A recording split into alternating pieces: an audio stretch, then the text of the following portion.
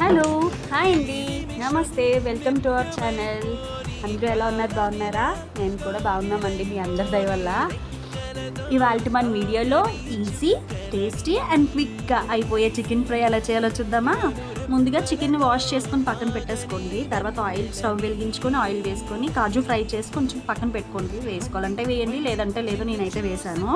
అదే ఆయిల్లో మన స్పైసెస్, ఇలైచి, చెక్క అవన్నీ కూడా ఒక 2 చొప్పున వేసుకొని కొంచెం జీరా వేసి 2 బిర్యానీ ఆకు కూడా వేసుకోండి. నేనైతే వేస్తాను, ట్రై చేయండి, బాగుంటుంది ఫ్లేవరు.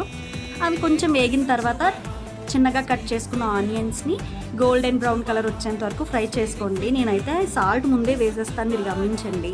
ఎందుకంటే బేగా వేగుతాయి అన్నమాట. ఆనియన్స్ కొంచెం కలర్ చేంజ్ అయిన తర్వాత అందులోకి ఒక 3 to 4 పచ్చిమిరపకాయలు కట్ చేసుకొని వేసుకోండి.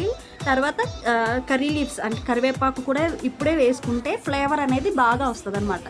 నాన్ వెజ్లో కరివేపాకు ఏంట్రా బాబు అనుకోవద్దు, బాగుంటుంది ఫ్లేవర్, ఫ్రైలోకి బాగుంటుంది. ఓకేనా, వేయండి, వేసి చూడండి, బాగుంటుంది. సో అవి కూడా కొంచెం ఫ్రై అయిన తర్వాత ముందుగా కడిగి పెట్టుకున్న చికెన్ ఉంటుందిగా, అది కూడా వేసుకొని నోట్ చేయండి. ఇక్కడ హై ఫ్లేమ్లో మాత్రమే చికెన్ని మనం ఫ్రై చేస్తే ఏమవుతుందంటే వాటర్ వదిలి మనకి ముక్క గట్టి పట్టదనమాట. ఫ్రై చేసినా కూడా ముక్క అనేది సాఫ్ట్గా ఉంటుందన్నమాట.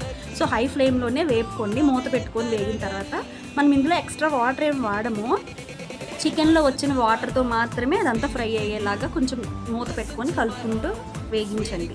చూసారా అలా అవుతుందో? సో ఆ వాటర్తోనే, అందులో ఉన్న వాటర్తోనే మనకి చికెన్ అనేది ఉడికిపోవాలి. అండ్ వాటర్ అంతా దగ్గర అయ్యేంత వరకు కలుపుకోండి. ఇందులో వేయిన తర్వాత ఇప్పుడు టమాటీ వేయండి. టమాటీ ఫ్రైలో ఏంటి డిస్టర్బెన్స్ అనుకోవద్దు, గ్రేవీకి అంటే రైస్లోకి మనం కలుపుకోవడానికి బాగుంటుంది. ఒక టమాటా వేసుకున్నాను నేనైతే. సో వేసి అవి కూడా ముక్క టమాటీ అనేది కొంచెం మెత్తగా అయ్యేంత వరకు వేపుకొని అందులోనే 1 టేబుల్ స్పూన్ అల్లం వెల్లుల్లి పేస్ట్ వేసుకొని అల్లం వెల్లుల్లి పేస్ట్ ఎప్పుడైతే వేస్తామో మనం కంటిన్యూస్గా కలుపుతూనే ఉంచుకోవాలి. వదిలేస్తే అడుగు పడుతుంది అల్లం వెల్లుల్లి పేస్ట్ వేసిన తర్వాత.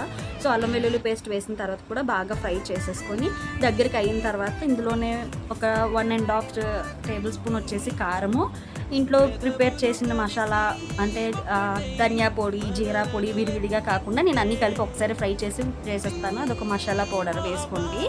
వేసిన తర్వాత మళ్ళీ ఒకసారి కారము మసాలా అనేది పచ్చివాసన వస్తాయి కదా, అవి పోయేంత వరకు కూడా ఫ్రై చేసుకోండి. ఫ్రై చేసిన తర్వాత మనం ఏం చేయాలంటే మూత పెట్టుకోకుండానే ఫ్రై చేసుకోండి. మూత పెట్టి మనం వదిలేస్తే కనుక మనం దాన్ని వదిలేస్తామో అది కింద అడుగు పట్టేస్తుంది.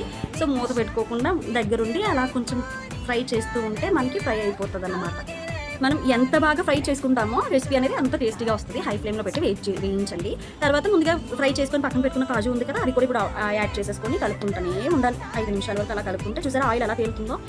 ఆయిల్ ఎక్కువ వేసేసిందిరా బాబు అనుకోవద్దు, నాన్ వెజ్లో ఆయిల్ ఉంటేనే బాగుంటుంది. కొంచెం కొత్తిమీర కూడా వేసుకొని ఫ్రై చేసి మన కొత్తిమీర కూడా కొంచెం ఫ్రై అయిన తర్వాత ఏం చేయాలంటే చూసారా, మీకు వీడియోలో చూపిస్తాను చూడండి. ముక్క అనేది ఎంత ఉడికిపోయింది కదా, ఉడికిపోయింది, వేగిపోయింది, అట్ ద సేమ్ టైం గట్టిగా అవ్వలేదు. ఏంటంటే హైలో పెట్టి మనం ఫ్రై చేసుకుంటే అలా ఉంటుంది అన్నమాట. సో వేగిపోయిన తర్వాత స్టవ్ ఆపేసి పూర్తిగా చల్లారిపోయిన తర్వాత మాత్రమే ఒక హాఫ్ లెమన్ కట్ చేసేసి రసం వేసి బాగా మిక్స్ చేసి కలిపేసుకోండి.